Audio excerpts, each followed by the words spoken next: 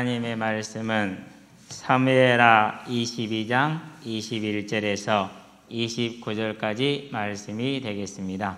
사무엘하 22장 21절에서 29절까지 말씀 봉독해 올리도록 하겠습니다. 여호와께서 내 공의를 따라 상 주시며 내 손의 깨끗함을 따라 갚으셨으니 이는 내가 여호와의 도를 지키고 악을 행함으로 내 하나님을 떠나지 아니하였으며 그의 모든 법도를 내 앞에 두고 그의 규례를 버리지 아니하였음이로다. 내가 또 그의 앞에 완전하여 스스로 지켜 죄악을 피하였나니 그러므로 여호와께서 내 의대로 그의 눈앞에서 내 깨끗한 대로 내게 갚으셨도다. 자비한 자에게는 주의 자비하심을 나타내시며 완전한 자에게는 주의 완전하심을 보이시며 깨끗한 자에게는 주의 깨끗하심을 보이시며 사악한 자에게는 주의 거스르심을 보이시리로다. 주께서 곤고한 백성은 구원하시고 교만한 자를 살피사 낮추시리이다. 여호와여, 주는 나의 등불이시니 여호와께서 나의 어두움을 밝히시리이다. 아멘. 오늘의 말씀은 내 공의를 따라 내 손의 깨끗함을 따라 라는 말씀을 가지고 저와 여러분들이 다윗이 하나님께 드리는 한 70여 편의 다윗의 시 중에서 하나님은 사무엘서라는 이 성경에다가 뭘 다른 이 시편을 올려놓게 했어요. 그의 인생을 대표한다고 해도 과언이 아니겠죠. 자, 그래서 이제 우리가 내 공의를 따라라는 말씀 속에서 하나님의 은혜와 저와 여러분에게 주어져 있는 기회, 저와 여러분이 살아갈 수 있는 이유와 능력이 무엇인지를 찾게 되길 바랍니다. 뉴스를 보다 보니까 남자들이 맨몸을 입고 막 거리를 뛰어요. 도시에서 어느 나라인데 당연히 이제 경찰이 출동을 했겠죠. 잡아서 이제 보니까 왜 그렇게 됐느냐? 실적이 안 좋아서 거기에 대한 이제 징계 차원으로 시로랑이 하나 안 걸치고 이제 대로변에 대낮에 달린 거예요. 그래서 이제 경찰에 잡혀서 근데 그래도 자기들이 해야 되는데 그래가지고 그럼 한 군데를 가려라. 한 군데를 가렸어요. 그러고 완주를 하고 나서 7일 동안 구류를 당했어요. 왜 이제 그런 경범죄 처벌을 받아야 되니까. 근데 이제 회사에서 실적이 안 좋아서 그런 이제 징계를 받았는데 그걸 보면서 뭘 느꼈느냐면은요. 일단 입사하는 데까지 얼마나 많은 노력을 했을 것인가. 초등학교 때, 유치원 때부터 해서 중학교 때 공부 열심히, 중학교 때 고등학교 때 열심히, 대학 가서 열심히. 그래서 드디어 뭘 뚫었어요. 이제 그 입사 경쟁을 뚫고 입사를 했네. 입사를 했음에도 불구하고 실적이 안 좋다는 이런 팀원 전체가. 그러면 이제 그 팀에는 뭐 팀장 같은 경우는 조금 나이도 좀 있을 수 있겠죠. 아시아니까. 어느 나라도 마찬가지니까. 얼마나 참 저게 힘들까. 일생 내내 이 실적이라는 것과 싸워야 되는 저 고단함. 어려서 태어나자마자 너는 잘 살아야 돼. 남들보다 뛰어나야 돼. 그러니까 공부 열심히 해야 돼. 그래서 모든 게 다 어디에 있어요? 공부를 가르치는 데 있죠. 거기에서 출발해서 지금까지 이제 그렇게 해서 은퇴할 때까지, 은퇴하고 나서도 뭐 그 사람이 안 끝날지는 모르겠지만은 뭐 그 사람들만의 문제는 아니고 모든 것이 문제이지 않겠느냐 이런 생각을 하죠. 그런데 이제 이런 세상을 바라보면서 다윗을 보니까 똑같은 세상에서 훨씬 치열하게 살았는데 전혀 다른 방법으로 살았다. 그러면서 이들과는 다른 삶을 사는데 얼마나 다른 능력을 누렸느냐, 차원이 다른 능력을 누렸다. 도대체 그게 뭐냐? 29절에 보니까 이렇게 고백합니다. 여호와여, 주는 나의 등불이시니 여호와께서 나의 어둠을 밝히시리이다. 그렇게 얘기했어요. 여기서 등불이라는 건 그냥 어둠을 밝힌다라는 그런 우리가 알고 있는 빛의 개념으로만 생각하면 안 돼요. 자, 어두운 가운데 빛이 비치면 어떻게 되죠? 어둠이 물러가죠. 쉽게 말해서 모든 문제의 구원자가 되셨다는, 모든 일과 사건의 구원자가 됐다라는 말을 이렇게 지금 표현을 하는 것입니다. 자, 그런데 이 여호와가 등불이 되었는데 어떻게 되었느냐? 그 근거가 나의 공의를 따라 21절 내 공의를 따라 상 주시며 내 손의 깨끗함을 따라 갚으셨으니 이렇게 얘기를 했어요. 다윗이 그냥 한 말이 아니고 이것은 다윗의 말이 아니고 하나님이 다윗에게 감동을 주어서 하나님의 원리를 말하게 한 거예요. 자, 분명히 자기의 공의를 따라서 상을 주셨고 그 손의 깨끗함을 따라서 갚아주셨다 이렇게 얘기를 했어요. 무슨 하나님이요? 공의의 하나님. 완전한 공의의 하나님. 자, 그러면 이제 우리가 자칫 잘못하면 우리가 착각할 수 있는 게 있어요. 자, 이 공의의 하나님을 말하기 위해서는 뭘 말해야 되느냐? 한 가지 전제가 더 있어요. 하나를 더 얘기를 해야 돼. 무슨 하나님을 얘기를 해야 되느냐? 다윗이 이렇게 하나님의 이름을 부를 수 있게 된 그 신분에, 이스라엘이라는 신분은 어떻게 얻어졌어요? 다윗이 노력으로 얻은 게 아니죠. 그렇죠? 어느 날 태어나 보니까 내가 어디서 태어난 거예요? 이스라엘 족속으로 태어난 거예요. 이스라엘 족속 중에서도 어느 집안에 태어난 거예요? 메시아 언약의 계보에 태어났어요. 지파에서. 그 지파에서 어디에 태어났어요? 장손의 집안으로 태어난 거예요. 유다 이세의 집에서 태어난 거죠. 비록 남자 형제들 중에서는 8번째로 태어났지만은, 자, 그럼 이 모든 것은 다윗의 노력으로 얻어진 것입니까? 아니면 노력과 상관없이 주어진 겁니까? 노력과 상관없이 주어진 것이죠. 그랬기 때문에 이스라엘의 백성은 누구든지 간에 뭐 할 수 있어요? 하나님께 나아가서 구하고 힘을 얻어서 하나님의 나라를 차지할 수 있는 길이 열리지는 거죠. 자, 그런 자격이 오는데 그게 능력으로 왔어요? 안 그러면 노력으로 왔어요? 안 그러면 은혜로 왔어요? 혈통이라는 은혜로 왔죠. 그래서 이스라엘 백성들이 지금 유대인들, 오늘날 유대인들이요, 조금만 생각을 한다면은, 아, 우리가 생각하는 게 틀렸구나라는 걸 알 수 있어요. 내가 유대인으로 태어난 게 노력으로 태어난 것 아니잖아요. 뭐로 태어난 거예요? 선택으로 태어난 거죠. 하나님의 보내심으로. 그러면은 나을 게 있어요, 없어요? 나을 것이 하나도 없죠. 오직 나은 건 하나예요. 뭐예요? 나는 이 이스라엘이라는 민족 아래 태어나서 여호와 하나님을 알게 됐다라는 거. 그거 하나가 낫죠. 그 다음부터는 각자 개인이 이제 어떻게 하느냐. 그래서 오늘 이제 이 다윗의 공의대로라는 말을 하기 이전에 한 가지 꼭 해야 될 것이 구원의 원리, 곧 은혜의 원리를 알아야 돼요. 그래서 다윗의 행위가 아니라 하나님의 은혜로 이스라엘 백성으로, 여호와를 아는 백성으로, 여호와를 가리킴을 받을 수 있는 백성으로 태어난 것 자체는 은혜의 원리고 전적인 하나님의 선택이었다라는 사실. 그러고 난 이후로는 무슨 원리가 이제 적용이 되는 거예요? 그 이후로는 상급의 원리가 적용이 되는 거예요. 그래서 구원의 원리와 상급의 원리, 이 두 가지 다 하나님의 공의로 되어지는 거예요. 구원의 원리는 어떻게 하나님의 공의로 되어지느냐? 그래서 하나님께서 육신의 몸을 입고서 십자가에 죽으셨어요. 뭘 지급한 거죠? 하나님의 공의를 따라서 대가를 지급했어요. 우리는 그 대가를 지급하신 것을 뭐로요? 은혜로, 아무런 행함 없이 오직 믿음의 순종으로. 실은 그것도 은혜다라고 얘기를 하는데요. 우리는 받았죠. 그러고 난 이후로, 이전에는 하나님을 몰랐지만 이제는 알았으니까 이제는 뭐 하는 거예요? 힘을 다해서 하나님의 나라를 향해서 뛰어가는 거죠. 그것은 상급의 원리.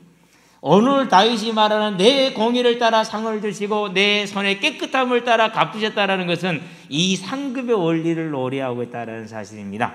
그렇다면 저와 여러분들이 이 땅을 사는 날 동안에 어떤 삶을 살아야겠습니까? 하나님을 모르던 삶은 어쩔 수 없다지만은 저와 여러분은 하나님을 알았기 때문에 이제 이 은혜를 받은 자로서 하나님의 나라를 향해서 충성하고 사랑할 의무와 특권이 주어져 있는 사람들, 상급의 원리를 따라서 저와 여러분의 삶을 열심히 뛰어가시게 되길 바랍니다. 다윗이 이 상급의 원리로 뭘 차지했습니까? 왕의 자리를 차지했어요. 내가 이새의 아들 다윗을 보니 내 마음에 합의한 자다, 그렇게 얘기를 했어요. 사울도 이스라엘 백성이고 다윗도 이스라엘 백성입니다. 구원의 은혜입니다. 그러나 하나님의 말씀대로 순종하는 것은 상급의 원리입니다. 사울은 순종하지 않았어요. 그러나 다윗은 순종했어요. 저와 여러분들이 이제는 이 상급의 원리를 성경이 말하는 대로 보고 내 것으로 차지할 수 있는, 세례 요한의 때부터 하나님의 나라는 침노를 당하느니 침노하는 자는 빼앗느니라, 빼앗는 자가 되시기를 주의 이름으로 축원드립니다. 나와 복음을 위하여 집이나 형제나 자매나 아버지나 어머니나 자식이나 전토를 벌인 자는 뭘 한다고 그랬어요? 금세의 100배를 받고 그랬어요. 이것은 무슨 원리예요? 이것은 상급의 원리, 행함의 원리예요. 저와 여러분들이 이 행함의 원리, 상급의 원리, 하나님의 공의를 따라서 우리의 주어진 이 삶을 어떻게 살아갈 것인지를 하나님 앞에서 세우고 다윗처럼 살기를 주의 이름으로 축원드립니다. 본론입니다. 충성과 공의입니다. 나의 충성, 다윗의 충성과 하나님의 공의, 이렇게 얘기를 한 겁니다. 자, 다윗이 말합니다. 나의 공의대로 내 손의 깨끗함대로, 두 말 다 같은 말입니다.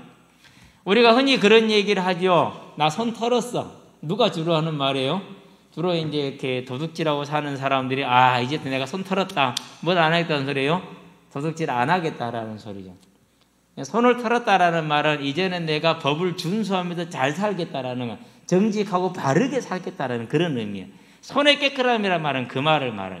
그래서 내 공의나 손의 깨끗함이나 같은 말이에요. 계속해서 다윗은 어떻게 표현하고 있느냐? 같은 말을 다른 면으로 중보고법적으로 지금 표현을 하고 있어요. 이걸 가지고 이제 시편이기 때문에 그런 것이죠. 노래하는 것이기 때문에. 자, 그러면은 다윗의 공의는 뭐냐? 22절부터 24절까지 쭉 나와 있어요. 뭔가 볼까요? 본인이 말하는 내 공의, 내 손의 깨끗함은 다른 것이 아니라 이는 내가 여호와의 도를 지키고 악을 행함으로 내 하나님을 떠나지 아니하였으며 하나님의 도를 지킴으로 인해서 악행을 저지르지 않았다라는 겁니다. 23절이죠. 그의 모든 법도를 내 앞에 두고 그의 규례를 버리지 아니하였음이라. 법도와 규례는 같은 말입니다. 그러니까 하나님의 말씀을 따라간 거예요. 내 앞에 뒀다라는 말은 무슨 말이에요? 하나님이 말씀하신 대로 따라갔다라는 것을 말합니다. 중요한 일이죠. 그렇죠? 예. 그럼 머릿속에서 안 그런 거 있는데 그런 생각이 일단 집어넣고 좀 이따 나올 거니까요. 예. 또 내가 또 그의 앞에 완전하여 스스로 지켜 죄악을 피하였나니, 그렇게 얘기를 했어요. 사람은 어떻게 완전할 수 있겠어요? 그렇죠?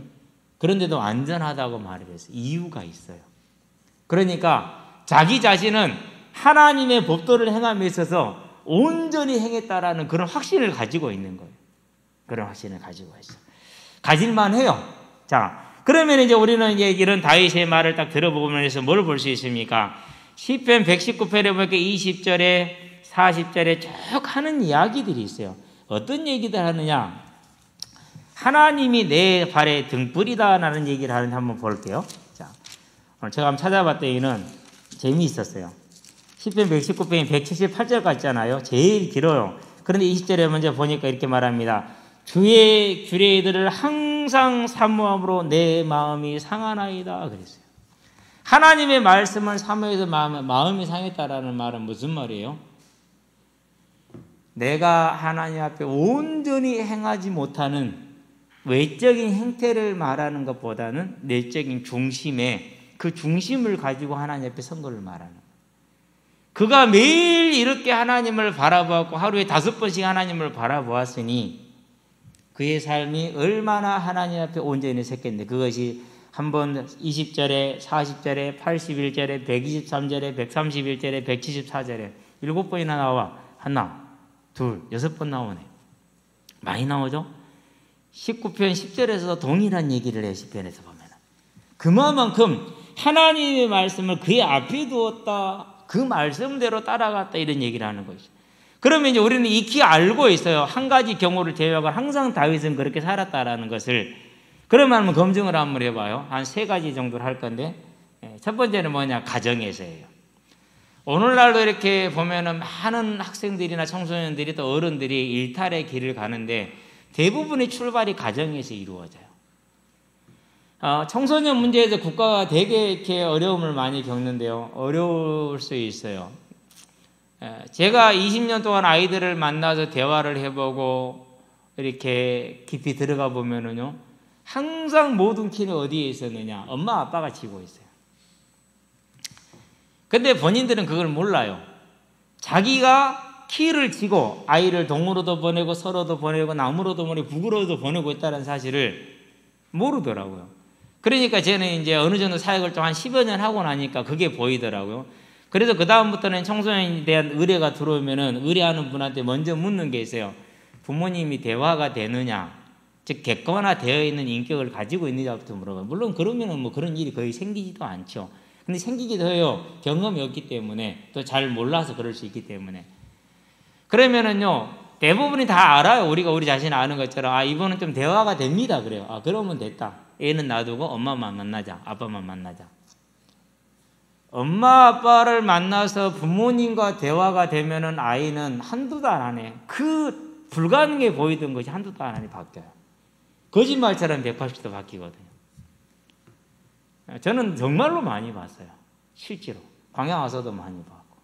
근데 광양은 성공 사례보다 실패 사례가 훨씬 많아요. 왜? 고집이 세요. 부모님들이, 어른들이 고집이 얼마나 세느냐. 아무리 객관적인 자료를 들이대도 진짜 놀랐어요. 오, 대단하더라고요. 그러니까 아이들이 가정에서 부모님들의 그런 것 때문에 정말 많이 삐뚤어지거든요. 항상 그런 걸 눈으로 봐요. 어제도 잠깐 어디를 가는데요. 화장실 옆에, 저 소방관 화장실 옆에 무리로 모여 있더라고요. 안 봐도 누군지 알아. 어떤 아이들인지 알아. 부모님들, 어떤 부모님들은 안 봤는데 들은 게 있어. 내가 그 부모들에 대해서. 그래서 내가, 아유, 너희들 불쌍하다. 항상 그래서 이제 불쌍히 여기고, 걔들은 어떤 요구든지 내가 들어줘요. 그런 어른 하나는 있어야지. 어떤 행동을 하든지 내가 어지간하면은 지적을 안 해요. 왜 안 하죠? 그런 어른 하나는 있어야지. 어디를 가든지 짙어지는데, 저들끼리 있을 때만 짙어지지 않거든요. 그런데 다윗은 그런 부모 밑에서 어긋나지 않았다라는 사실. 스스로가 스스로를 지킨 거죠. 정확하지는 않아요. 그런데 정황들은 분명히 있어요. 정황 증거들을 볼까요? 사무엘이라는 대제사장이 축복을 가지고 누구의 집에 왔어요? 이새의 집에 딱 왔어요. 어마어마한 거예요. 왜? 그 중에 하나를 택해서 왕 세울 거니까. 그런데 누구는 빼뜨렸어요? 1명, 2명, 3명, 4명, 5명, 6명, 7대까지는 부르는데 8대는 안 불렀어. 8대 다윗. 그러면은 그 집에 17장에 보니까 그 집에 양 지키는 종이 따로 있어. 그럼에도 불구하고 아들을 안 불렀어. 누구하고 동급이에요? 그러니까 그 집에 종들하고 동급이야. 막내 아들, 종들하고 동급인 아들. 그러면은 분명히 그게 형제들한테 영향을 주겠죠. 그렇죠? 형제들이 이제 이 아이를 좀 이렇게 등한시 여기거나 안 그러면 경히 여기겠죠. 그 증거가 있느냐? 있어요. 17장 28절에 형이 뭐라 그럽니까? 야, 이 새끼야.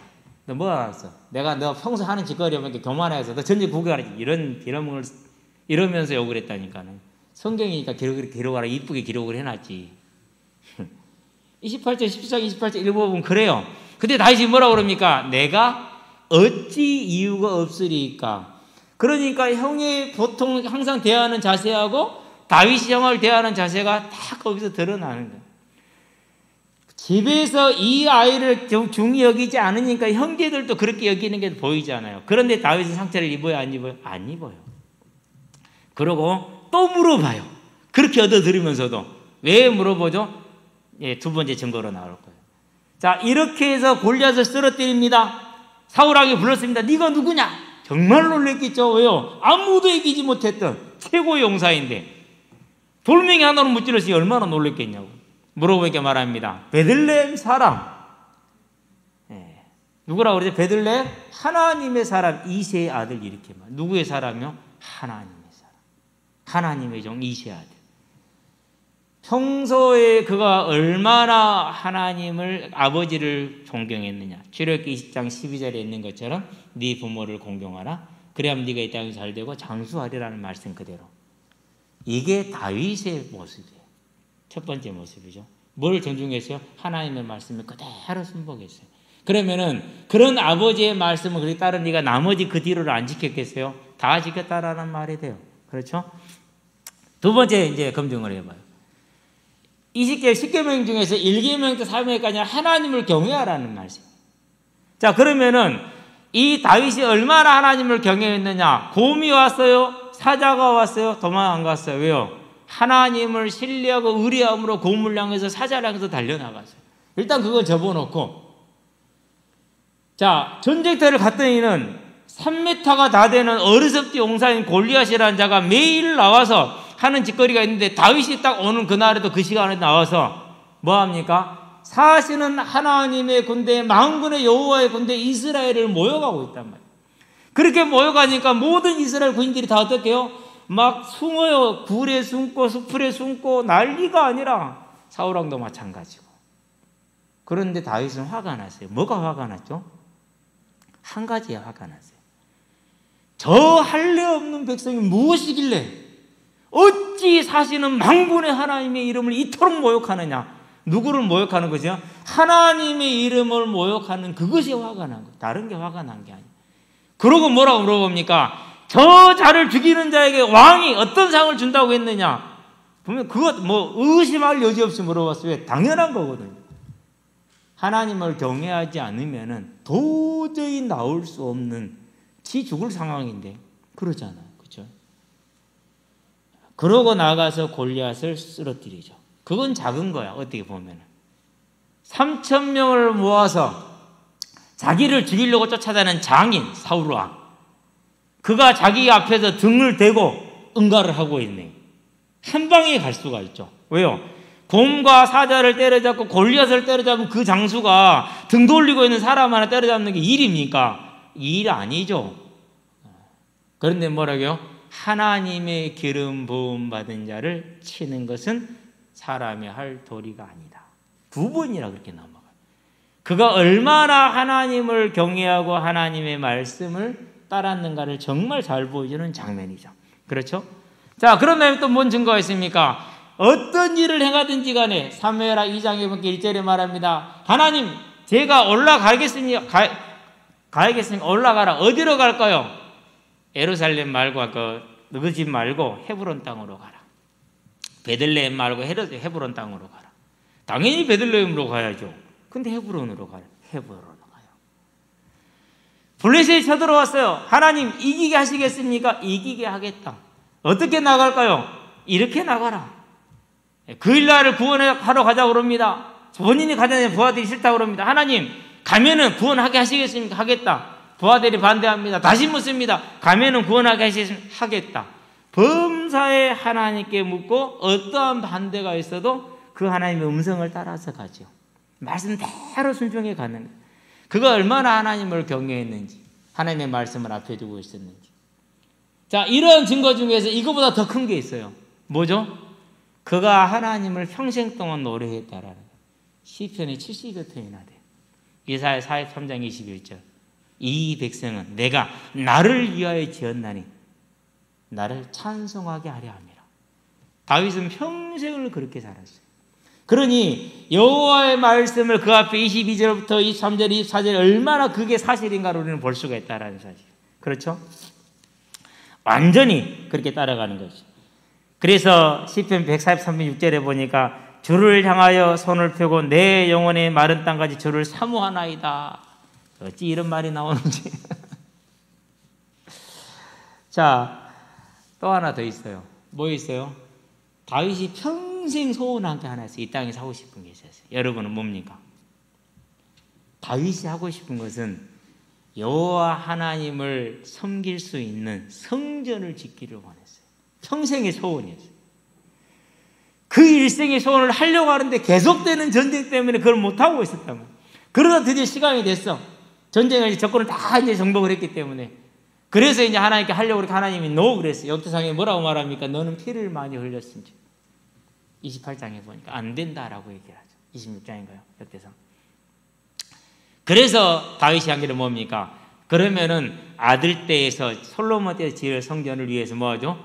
금을 287톤인가 4톤인가 은은 뭐 더 많고 한 서너 배 된 은을 준비를 하죠. 그러고 모든 준비를 마쳐놓죠. 얼마나 그가 하나님을 경외하며 일생을 하나님을 사랑하며 살았다는 걸 볼 수가 있어요. 세 번째, 이건 제일 어려운 것이 실은 뭐냐? 하나님 앞에 죄를 지었을 때 회개하는 거예요. 내가 여호와께 범죄하였나이다 라고 회개해요. 근데 그 회개를 골방에서 한 게 아니에요. 어디서 했어요? 모든 백성들이 알게 했어요. 왜? 그건 자기는 왕이니까 그런 거예요. 왕이니까. 그러고 나서 그 회개에 대한 하나님의 징계를 아주 달게 받았어요. 어떻게 달게 받습니까? 사무엘하 16장에 보니까 시므이가 저주를 하죠. 10절 11절에 보니까 그렇게 저주할 때 뭐라고 말합니까? 놔둬라. 하나님이 허락하지 아니하였으면은 저가 어찌 저주를 하겠느냐. 이건 하나님 허락하신 것이다. 뭘 말하는 거예요? 그러니까 내 아들아 여호와의 징계를 뭐하지 말라? 경히 여기지 말라. 다윗이 그런 거예요. 지금 내가 압살롬의 반역으로 쫓기는 것은 하나님이 나에게 약속하신 대로 나에게 하셨던 말씀대로 내 죄에 대한 징계인데 나를 망하게 하려는 것이 아니라 뭐하게 하는 거죠? 올해 유익을 위하여 자기의 거룩함에 참여하게 하려 하심이라 그랬어요. 하나님의 백성을 다윗을 사랑하셔서 그 죄에서 돌이키되 완전히 돌이키고 하나님의 거룩함에 참여케 하는 징계를 내리신 것이죠. 그게 압살롬으로 세바로 여러 가지 문제와 사건으로 가정 문제 이렇게 이루어지죠. 그럴 때마다 뭐합니까? 자기의 옷을 찢고 통곡은 하나 그 하나님의 징계를 온전히 수용을 하고 자기를 하나님 앞에서 온전히 바르게 하죠. 이렇게 함으로 어떻게 됩니까? 우리가 사죄의 확신을 말하는데요. 자칫 잘못하면 거짓된 평화다라고 화평이다라고 말할 수 있어요. 저와 여러분들이 세상에서 죄를 지으면 대가를 치러요, 안 치러요? 치르죠. 안 치르는 거 없어요. 다 치러요. 그래서 하나님은 사랑하는 자를 용서는 하시는데 징계를 해요. 왜 징계하시죠? 그래야 그 죄에서 돌이킬 수가 있어요. 그래서 반드시 징계를 하세요. 이것은 성경 전체에 흐르는 한 번도 변함없고 지금도 변하지 않은 하나님의 논리예요. 하나님의 원칙이에요. 그게 하나님의 공의예요. 그렇기 때문에 이 공의가 살아있어 우리는 항상 뭐가 필요한 거예요? 이 공의가 살아있기 때문에 항상 예수가 우리에게는 필요한 거예요. 그렇지 않으면은요, 예수님 한 번 구원받을 때 그냥 끝날 수 있어요. 뭐 좀 극단적으로 얘기를 하자면 다윗은 그 징계를 너무너무 달게 받았어요. 그 얘기는 무슨 말이에요? 그 죄에서 완전히 돌아선 거예요. 그러면은 그 징계를 받은 만큼, 고통을 받은 만큼, 아픈 만큼 뭐 해진다고 그러죠? 성숙해진다고 그러잖아요. 뭐 세상 사람들의 말이지만은 그렇게 고통을 받았기 때문에 뭐가 생기는 거예요? 내 죄가 이제 사함 받았다. 하나님의 사랑이 나에게 뭐하지 않았다? 떠나지 않았다. 그러니 뭐에 서는 겁니까? 그러니 확신에 서는 거예요. 그래서 그 사죄의 확신이 뭘 가져옵니까? 21절. 여호와께서 내 공의를 따라 상 주시며 내 손의 깨끗함을 따라 갚으셨나이다. 그건 달리 나오는 게 아니에요. 그가 행하는 것도 있었지만 진짜는 무엇이냐? 하나님이 그를 징계하는 그 징계를 통해서 이 확신이 정확하게 나온 거예요. 저와 여러분들은요, 징계가 이렇게 아름답게 사람을 세워나가고 확신 있게 세워나간다는 사실을 기억하셔야 돼요. 다윗은 그 하나님의 징계에 정확하게 반응했고 정확하게 확신에 세워진 것이죠. 그래서 어떻게 된 겁니까? 이제 이 징계를 통해서 그가 여호와의 거룩함 가운데 들어왔어요. 하나님과 함께 한다는 소리죠. 무슨 말입니까? 하나님이 자기 인생을 통해서 하시고자 하는 분명한 뜻을 잊지 않고 다시 기억했다. 무슨 일입니까? 이제 여기서 이제 매조지가 지어져야 돼요. 뭐가 돼야 돼요? 메시아 언약.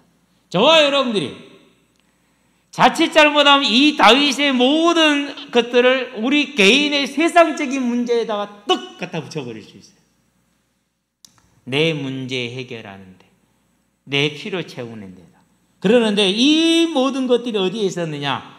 다윗이 이렇게 분명하게 살 수 있었던 이 모든 것이 어디로 향했다는 거예요? 다른 것을 향한 게 아니라 그리스도라는, 예수라는 이 메시아 언약으로 향한다는 사실을 다윗이 잊지 않고 있었기 때문에 그의 일생이, 그래서 지난주에 얘기했듯이 다윗에게 왜 이렇게 험난한 인생이 있었느냐? 이유는 한 가지다. 그가 이스라엘 백성, 메시아 언약을 위한 것이다. 이 모든 게 메시아 언약 가운데. 그래서 여호와의 징계는 그를 어디에 세운 거예요? 예수를 소망하고 앙망하는 데 세워놓은 것이죠. 자, 그렇다면은 저와 여러분들이 뭘 보는 겁니까? 하나님의 공의는 저와 여러분들은 뭐가 되는 거예요? 큰 기쁨이 되고 즐거움이 되는 거예요. 그래서 저는 계시록 강의를 한 번도 들어본 적이 없어요. 신앙생활을 지금까지 해오면서 좋은 건지 나쁜 건지는 모르겠어요. 근데 제가 볼 때는 나쁘진 않다고 생각이 돼요. 그런데 들었던 분들의 공통적인 점이 뭐냐? 무서웠다, 두려웠다예요. 그건 계시록을 거꾸로 한 거예요. 실은 계시록은요, 다윗이 이렇게 징계를 통해서 확신을 심는 것처럼요, 계시는 뭘 말하느냐? 하나님의 공의와 능력을 말하므로 걱정하지 마라.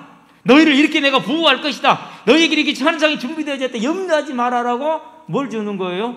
구약 때부터 계속 얘기해왔던 소망. 이사야서 보세요. 61장, 64장입니까?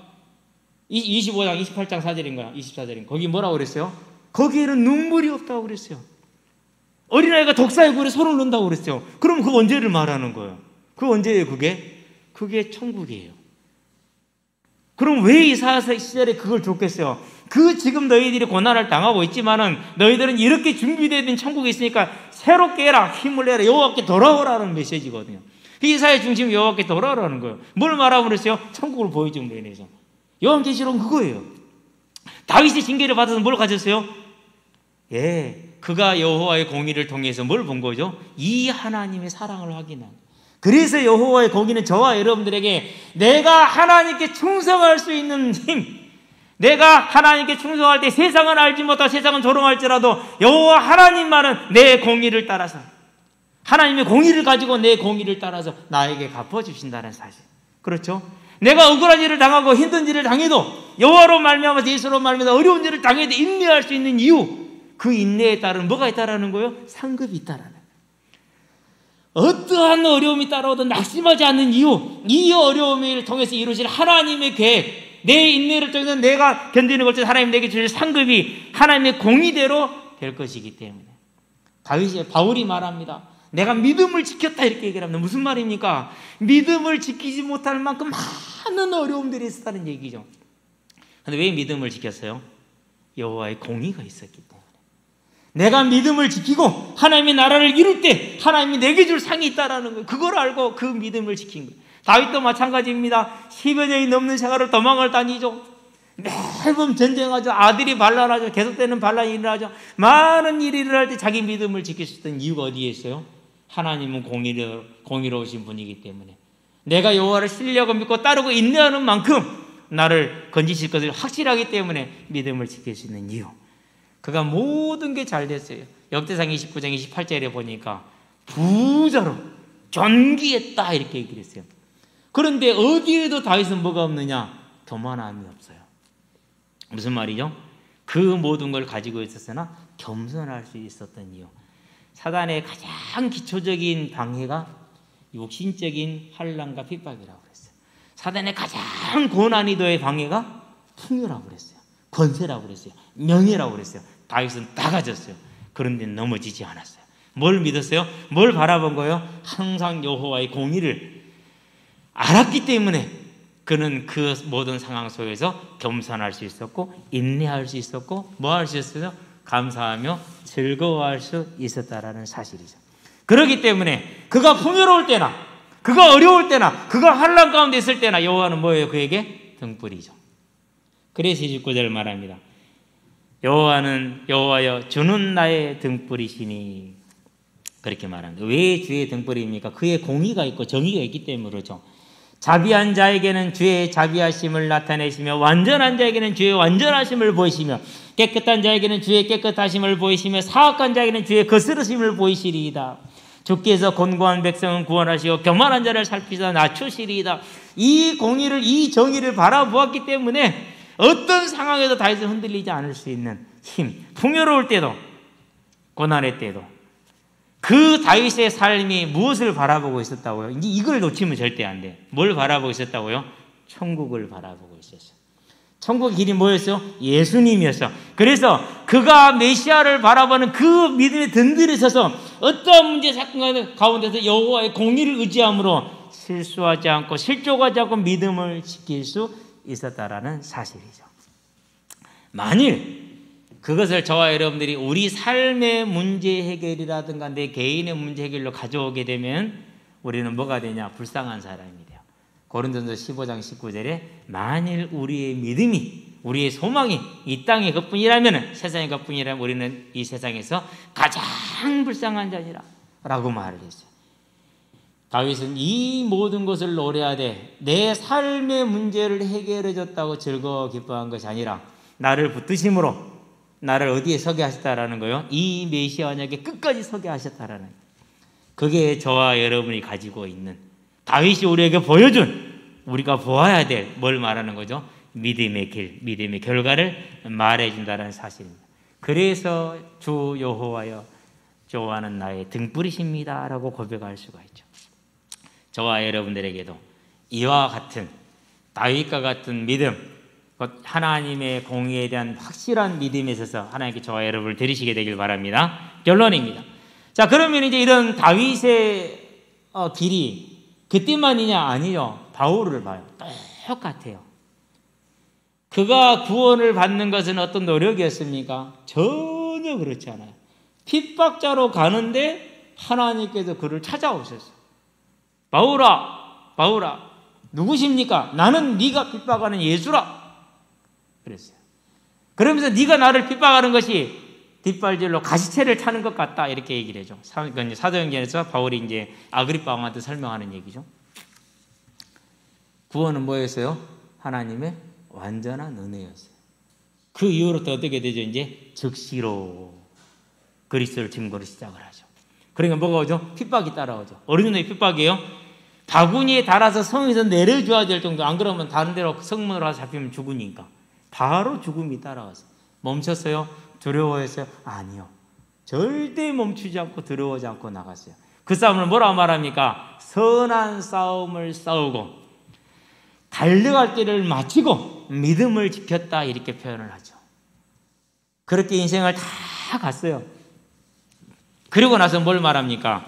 그리고 나서 여호와께서 나에게 내 공의를 따라 상 주시고 내 손의 깨끗함을 따라 갚으셨다는 것처럼, 그가 뭘 얘기를 하는 거죠?